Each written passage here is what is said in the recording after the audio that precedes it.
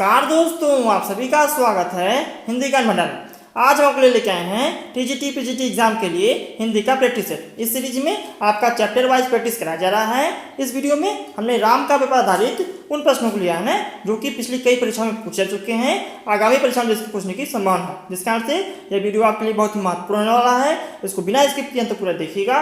Video पसंद आने पे वीडियो को लाइक और शेयर अवश्य कीजिएगा, क्योंकि आपका एक एक लाइक हमें मोटिवेट करता है ऐसी वीडियो बनाने के लिए। तो चलिए शुरू करते हैं। तो पहला प्रश्न देखिए, कह रहा है तुलसीदास विनय पत्रिका की भाषा है। कहने का तात्पर्य है जो तुलसीदास की रचना विनय पत्रिका है ना, उसकी कौन सी भाषा है, वो किस भाषा में रचित है। ऑप्शन है ब्रजभाषा, अवधी, खड़ी बोली या मगही। तो देखिए जो तुलसीदास की रचना विनय पत्रिका है ना, उसकी भाषा है ब्रजभाषा, इसलिए ऑप्शन ए वाला सही हो जाएगा। चलिए अगला प्रश्न देख लेते हैं। प्रश्न संख्या 2 कह रहा है लोक मंगल की भावना के सर्वश्रेष्ठ कवि हैं। ऑप्शन है मलिक मोहम्मद जायसी, तुलसीदास, उस्मान या केशवदास। तो देखिए जो लोक मंगल की भावना के जो सर्वश्रेष्ठ कवि हैं ना, वो हैं आपके तुलसीदास, इसलिए ऑप्शन बी वाला सही हो जाएगा। उन्होंने ही रामचरितमानस की जो रचना की थी वो लोकहित और लोक मंगल के लिए की थी। चलिए अगला प्रश्न देख लेते हैं। प्रश्न संख्या 3 कह रहा है केशव कही न जाय का कहिए, देखत तव रचना विचित्र अति समुझी,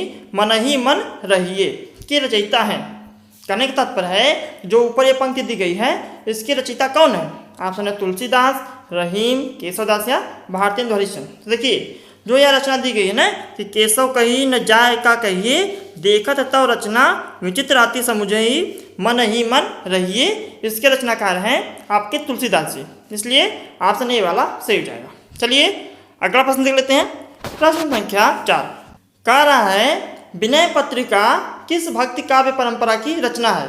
ऑप्शन है कृष्ण भक्ति काव्य परंपरा, राम भक्ति काव्य परंपरा, निर्गुण काव्य परंपरा, शिव भक्ति काव्य परंपरा। तो देखिए जो ये विनय पत्रिका है, अभी हमने ऊपर पढ़ा ना, विनय पत्रिका किसकी रचना है, तुलसीदास की रचना है, और तुलसीदास जी आपके थे राम भक्ति काव्य के थे, इसलिए यह जो रचना है वो किस काव्य धारा की हो जाएगी, राम भक्ति काव्य परंपरा की, इसलिए ऑप्शन बी वाला सही हो जाएगा। चलिए अगला प्रश्न देख लेते हैं। प्रश्न संख्या 5 देखिए यदि आपको प्रैक्टिस सेट अच्छा लग रहा हो ना, आप प्रैक्टिस सेट कभी से लाइक कर दीजिए। यदि आपने अभी तक हमारे चैनल को सब्सक्राइब नहीं किया है तो ऐसे ही यूजफुल वीडियो पाने के लिए हमारे चैनल को सब्सक्राइब करके बेल आइकन भी प्रेस कर दीजिए।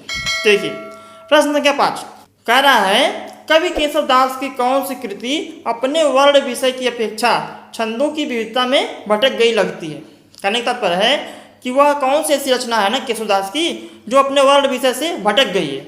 ऑप्शन है रामचंद्रिका, कवि प्रिया, रसिक प्रिया या रतन बावनी। तो देखिए जो केशवदास की रचना है रामचंद्रिका, वह अपने वर्ण विषय की अपेक्षा छंदों की विविधता में भटकी हुई लगती है, इसलिए ऑप्शन ए वाला सही हो जाएगा। चलिए अगला प्रश्न देख लेते हैं। प्रश्न संख्या 6 कह रहा है अवधी भाषा की शब्दावली को साहित्य की परिनिष्ठित शब्दावली बनाने का प्रथम श्रेय इन्हें जाता है। ऑप्शन है मलिक मोहम्मद जायसी, कुतुबन को, गोस्वामी तुलसीदास को, अमीर खुसरो को। तो देखिए जो अवधी भाषा है ना, अवधी भाषा की जो शब्दावली है उसको साहित्य की परिनिष्ठित शब्दावली बनाने का जो प्रथम श्रेय जाता है वो जाता है गोस्वामी तुलसीदास को, इसलिए ऑप्शन सी वाला सही हो जाएगा। गोस्वामी तुलसीदास ने अवधी भाषा और ब्रज भाषा दोनों भाषा में रचना की है। जो उनका रामचरितमानस रचना है ना वो अवधी भाषा में रचित है, बहुत बड़ा महाकाव्य है। चलिए अगला प्रश्न देख लेते हैं। प्रश्न संख्या 7 कह रहा है अरथ न धर्म न काम रुचि, गति न चहु निर्वाण, जन्म जन्म रति राम पद, यह वरदान न आन। रामचरितमानस में यह आकांक्षा निम्न में से किसकी है।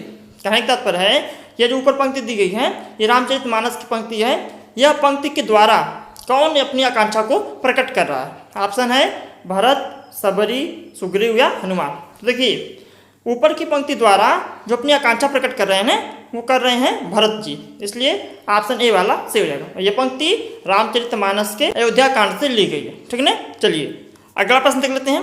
प्रश्न संख्या 8 कह रहा है निम्नलिखित में से एक राम भक्त कवि हैं।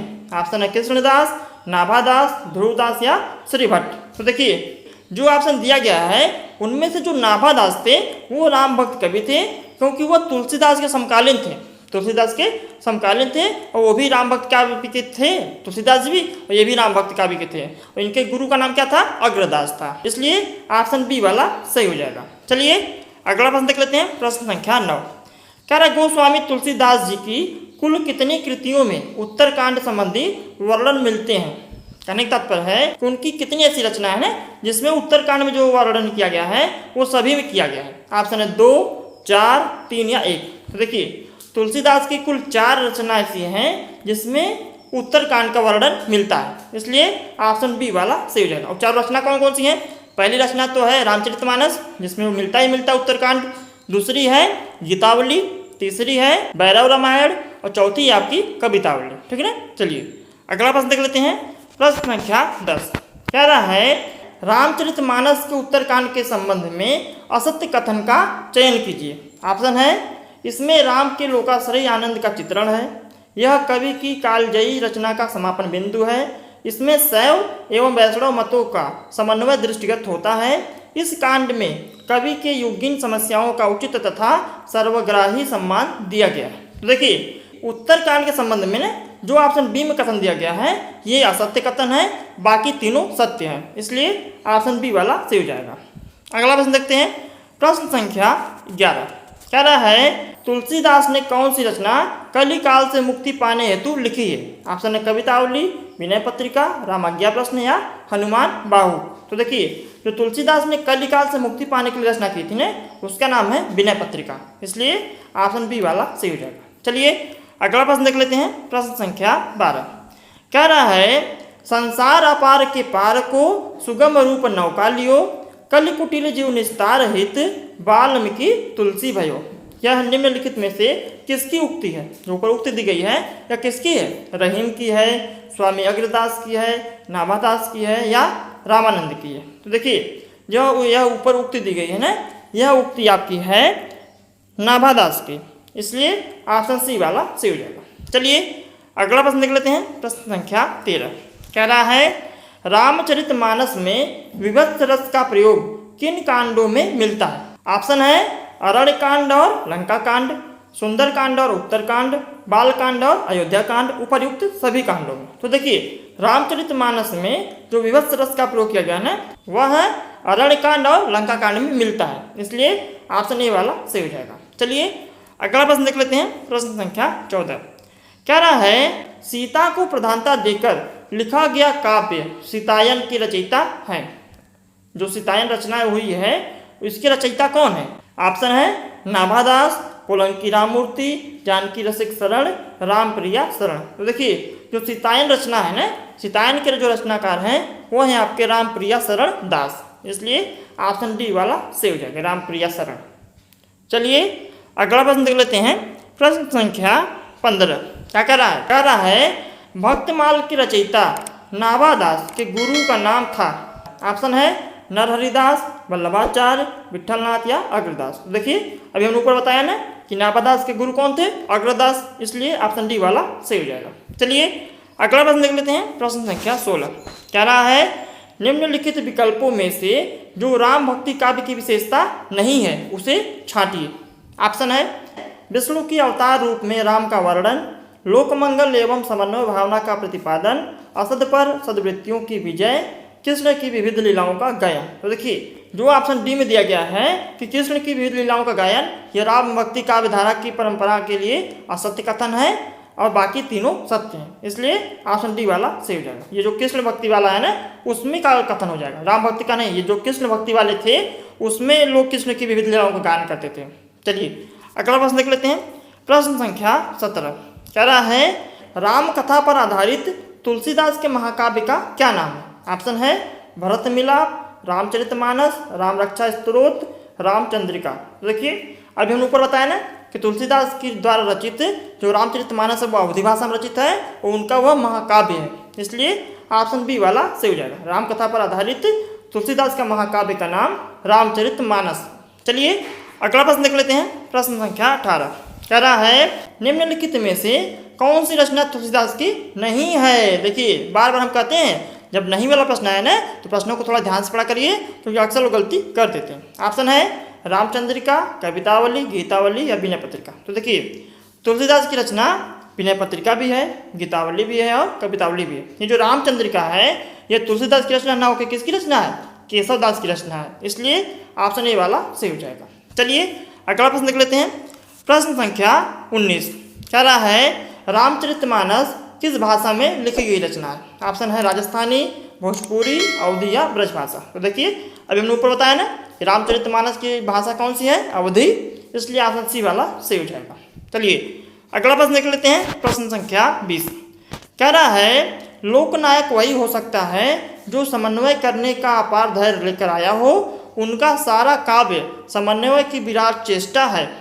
तुलसीदास के संबंध में यह कथन किसका है, मतलब कि जो ऊपर कथन कहा गया है ये तुलसीदास के लिए कहा गया है, लेकिन किसने कहा है। ऑप्शन है रामचंद्र शुक्ल ने कहा है, नंद दुलारे वाजपेयी ने कहा है, हजारी प्रसाद द्विवेदी जी ने कहा है या गिरिधर ने कहा है। तो देखिए जो ऊपर कथन कहा गया है ना तुलसीदास के बारे में, यह कथन कहने वाले हैं हजारी प्रसाद द्विवेदी, इसलिए ऑप्शन सी वाला सही हो जाएगा। चलिए अगला प्रश्न देख लेते हैं, प्रश्न संख्या 21।